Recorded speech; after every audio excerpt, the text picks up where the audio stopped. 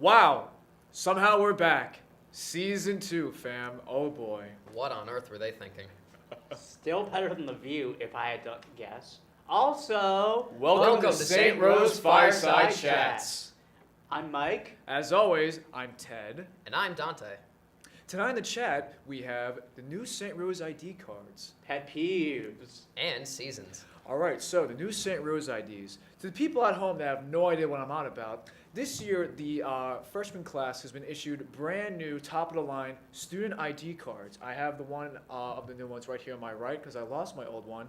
Then I have the old edition here brought to you by our voluptuous president, Samuel M. Lund. I'm blocking his student ID here because ID fraud is a serious crime in this country, but that's not what we're talking about. So, Mike, I'm going to start with you. Look at these two ID cards. Really absorb the details. You have one of the new ones I see right here. Yeah, I do. Look how beautiful that picture is. Aesthetic. Just absolutely beautiful. Charming. I'm gonna have to regret that I wore an MCR shirt to that the rest of my life. Yep, 4 years you're here. Never gonna change. Uh, But how do you feel? Which one do you feel is better? I know you might have a bias towards the black one, but Actually, I'm gonna have to go with the old one. Really, this is Really? cool. I mean, yeah, this one has a hologram and all and whatnot, but the design of this one, that's some good artwork there, man. perfect. All right. Well, I'm just gonna borrow your ID for a second because the Come less I have on, to stare at my dude. face, the better. Dante, my boy, Yes. stare at these two. Do the same thing as Mike did. Absorb the detail.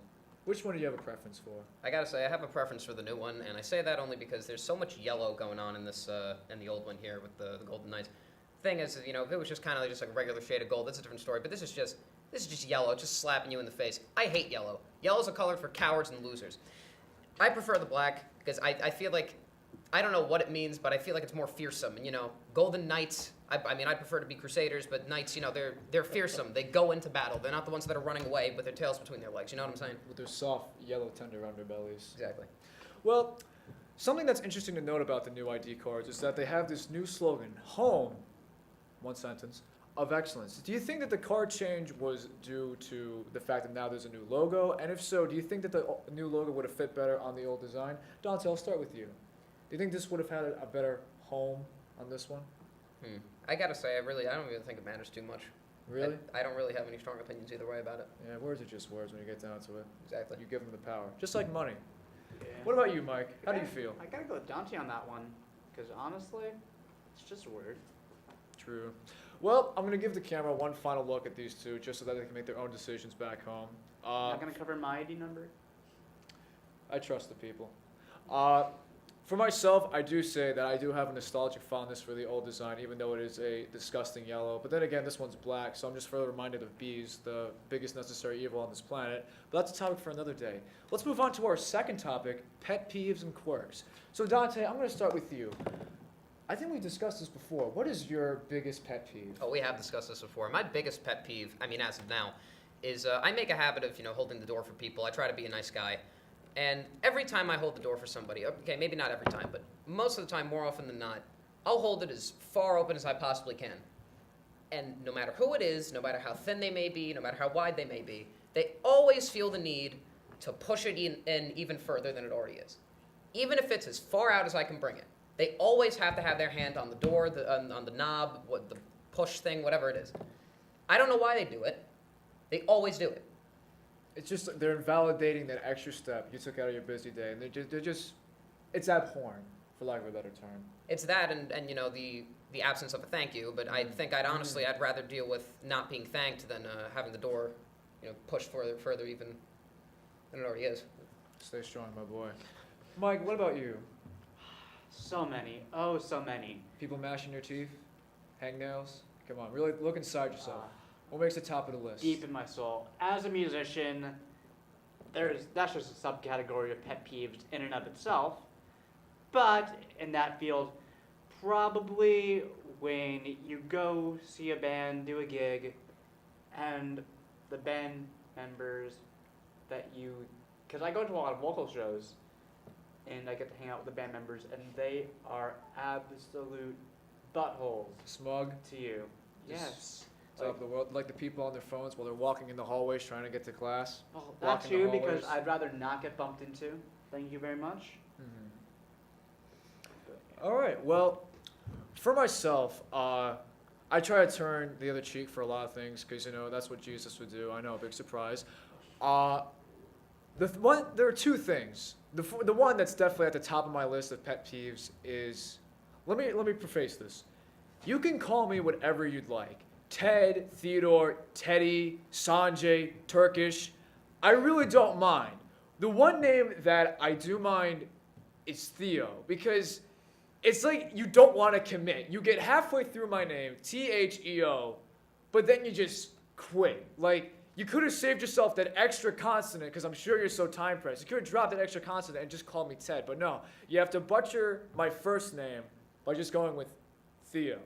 The second thing that really just grinds my gears is interruptions. Mainly when I'm in the middle of telling a story or discussing a topic. Now, I don't mind interjections when the person I'm talking to has something that they want to quickly say because they know they'll forget about it, so long as it's relevant to what we're talking about. If it's a tangent, unless it's one of my close mates, then I'm probably going to get a little peeved to be relevant to play into the topic. But Dante, have you ever had a similar experience? Not with the name thing, but with the interruption factor? Absolutely. Well, I mean, I have had an issue with the name thing too, but that's another story for another day.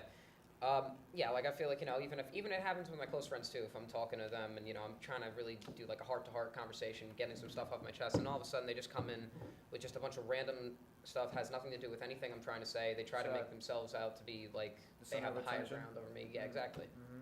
It's kind of like what you're doing now, but really? yeah. Just keep going. We're live. Come on.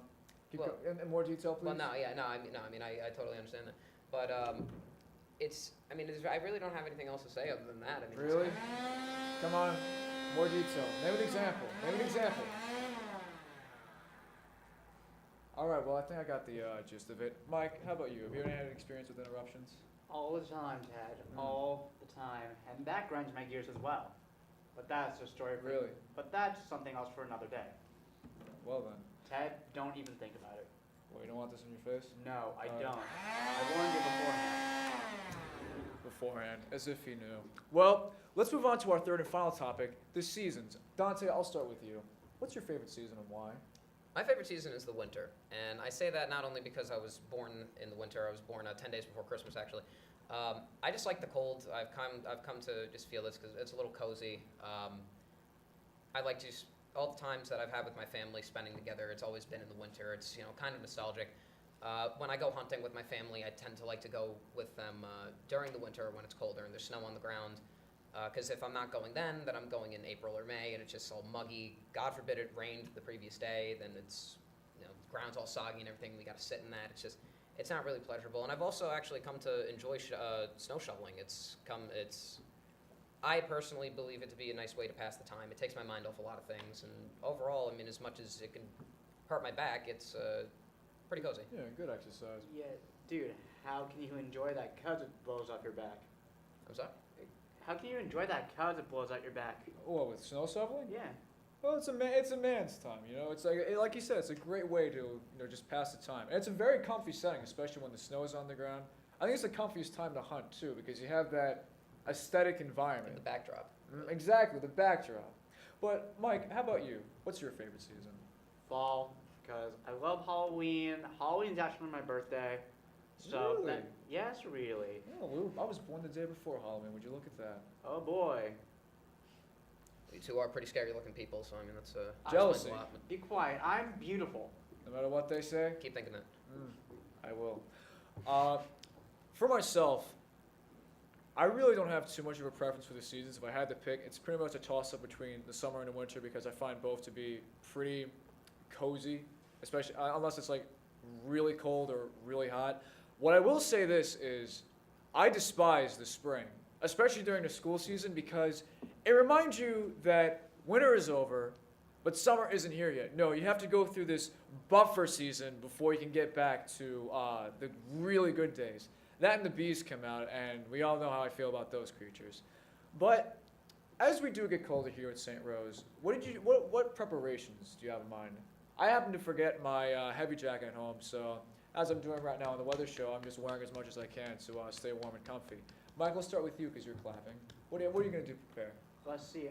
I came pretty fully stocked. I'm up here. I have snow boots, snowshoes, the whole 9 yards. Larry King this season 2. huge jacket, lots of gloves. I'm pretty well prepped. Like, I'm Terrific. probably gonna be walking around campus like I'm trudging through the tundra or something with all the stuff I brought up. Perfect. Dante, a question for you. What do you think is the minimum amount of snow that should be on the ground before people decide that, hey, I'm not going to go to class today. I can't deal with that. Is there a minimum? So they just power through it because they're paying to be here? I mean, coming from me personally, I don't think there should be a minimum. I'd like to, actually see if I could go through it. But, I mean, for, maybe a foot, I'd say. I'd say that'd be, I mean, at least up here. If it was, yeah, it's subjective with where you're living, really. If it was, maybe down like a little, kind of like the more southern part of New York or even in the southern states, then I'd say, okay, you know what, you're not really used to having as much snow as you would typically get up here, so then that's a different story. But here, you got to expect at least a foot. I mean, like, that's just kind of, it's just commonality, I guess. Speaking of foot, if there's one thing I do enjoy about the fall, it's the crisp feeling of a boot going down a crisp leaf. It reminds me of the days when people got hauled off to like gulag or something. Just that crunch sound. It's satisfying. It's like breaking a Twix or snapping a Kit Kat. It just can't be beat. Breaking a bone. Like breaking a bone. I haven't broken a bone yet in my entire life. Really? Yeah. You're a lucky man, Ted. I don't think I will be because it'll be extremely painful when I finally do. But you know what? That's a story for another day. Because I think we're just about running out of time here. So thank you all very much for tuning in. Dante, take us away. Well, I have to say, I am glad that we got that on the air, and it was great to be here. Yeah, when you say air, that's in a literal context, saying that this is live, by the way. Aha. Moving up in the world, putting that scholarship money to good use. Mike? As always, to vote for the topics you'd like to hear discussed on the show, you can validate your existence on Facebook as well. Mm-hmm. We're expanding too. We're moving on to Twitter, Instagram, all those time wasters that you kids love today. Until then, tune in to get hyped for the next episode of St. Rose Fireside Chats. Remember to vote.